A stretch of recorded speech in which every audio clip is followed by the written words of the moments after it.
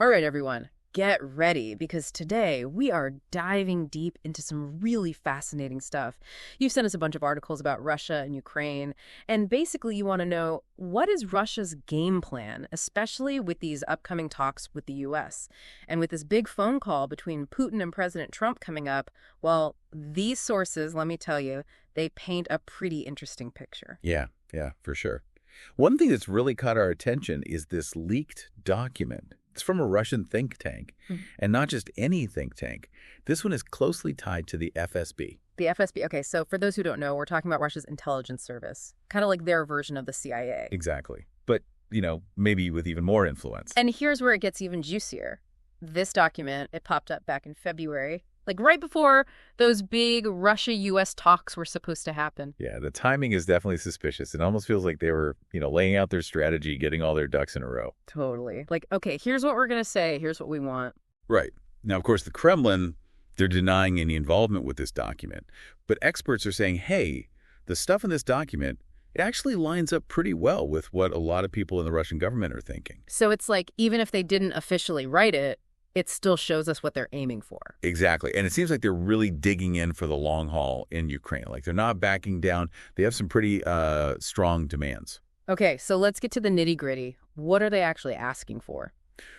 Well, first and foremost, they want to see the current Ukrainian government gone. Whoa, wait, like completely gone? Yep. No more.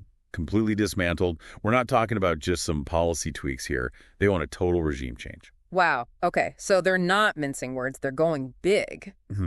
But I'm guessing that's not all, right? Nope, not even close. They're also demanding that everyone officially recognizes, Russian control over all the territories they've already taken. That includes Crimea, of course, which they snagged back in 2014. And get this, they want to go even further. They're talking about setting up a buffer zone in the northeast and a demilitarized zone in the south.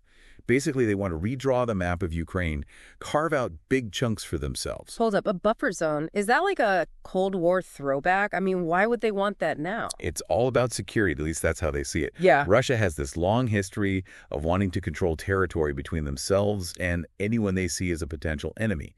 And right now, that's basically NATO. They see these buffer zones as, essential for keeping them safe. And any expansion of NATO, they see that as a direct threat. So they're looking for a little breathing room, a nice cushion. But if they're really all about security, wouldn't they want international peacekeepers? Just to keep things calm.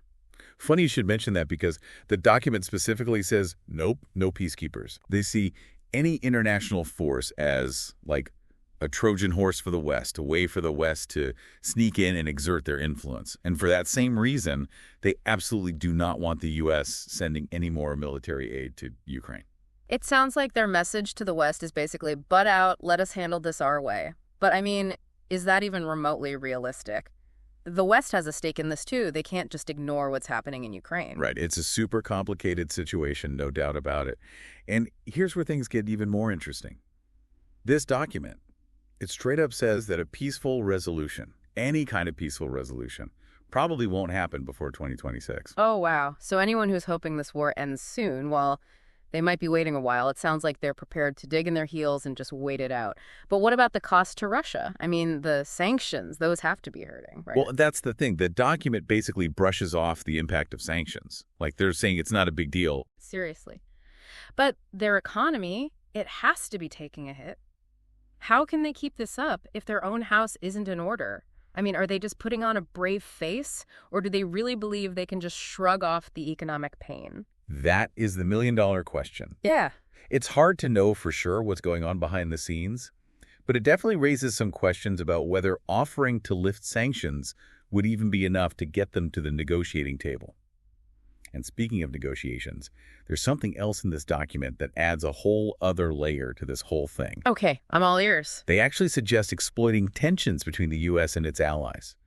Specifically, they're talking about China and the European Union. Oh, I see where they're going with this. It's the classic divide and conquer strategy, right? Yeah. If they can get the West fighting amongst themselves, it makes their job a whole lot easier. Exactly. But how do they think they can actually pull that off? I mean, it's not that simple. Well, they seem to be banking on President Trump's personality and his desire to make deals, get things done quickly.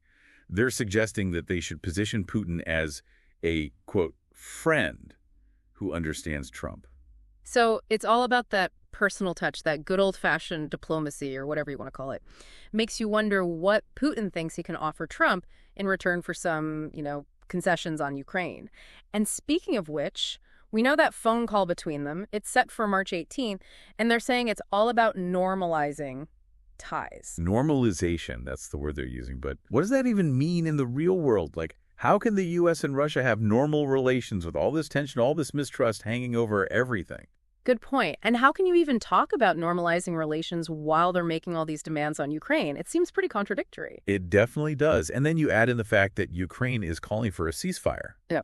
And it just gets even more confusing. So which Putin is going to show up for this call?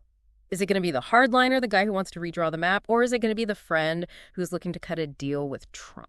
It's like a high-stakes poker game. Totally. Putin's playing both sides. We've got this leaked document showing his real intentions and this phone call that could change everything. This is messy. But before we get too far ahead of ourselves, I think we need to unpack this whole normalization idea a little bit more. What would that actually look like in practice? Well, in theory, normalization would involve, like easing up on the sanctions, maybe having more diplomats talking to each other, and who knows, maybe even working together on stuff they both care about, like terrorism or arms control. Yeah, that sounds nice and all, but after everything we just talked about, it's hard to imagine that happening anytime soon. I mean, can you really have normal relations when one country is trying to mess with the other's allies and redraw borders by force? You make a good point, and this brings up a really big question. What does Russia really want in the long run? Are they actually interested in a peaceful and stable Europe? Or do they just want to be the big boss and call all the shots? It's like they're trying to bring back the Soviet Union, but with, a modern makeover. But let's not forget about the people who are stuck in the middle of all this political chess game. What about the Ukrainians? How is all this affecting them? Absolutely. We can't forget about them. This conflict has been devastating. Millions of people have had to leave their homes. Lots of lives have been lost, and their economy is a mess.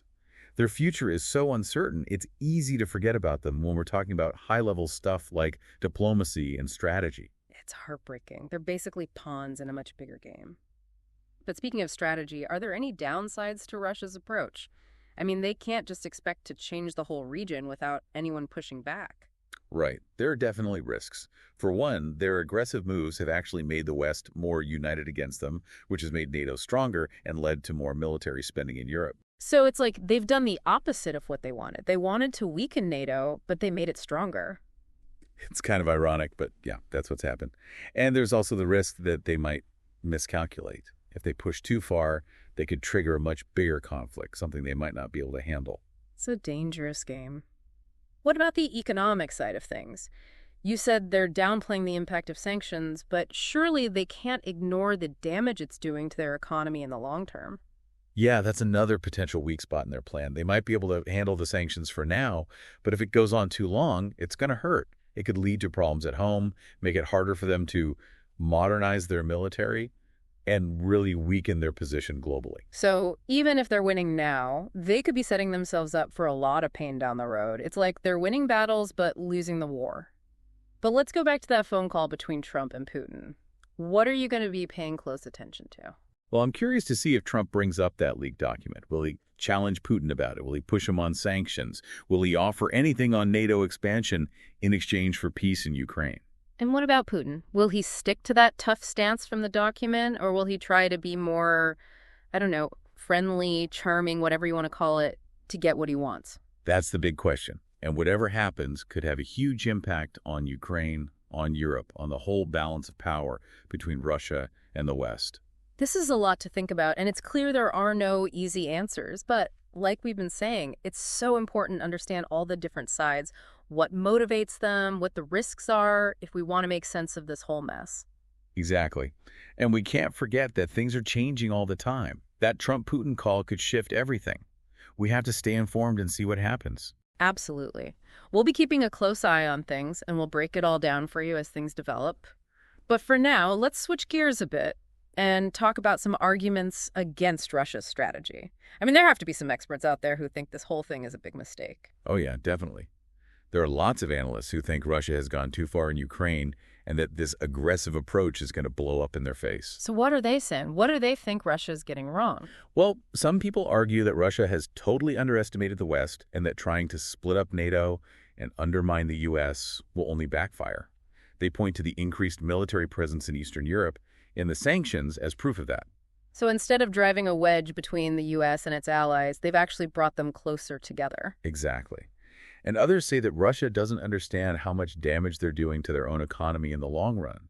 They talk about the falling value of the ruble, foreign investors pulling out, and talented people leaving the country, all signs that their economy is in trouble. So they might be winning some battles, but losing the bigger war.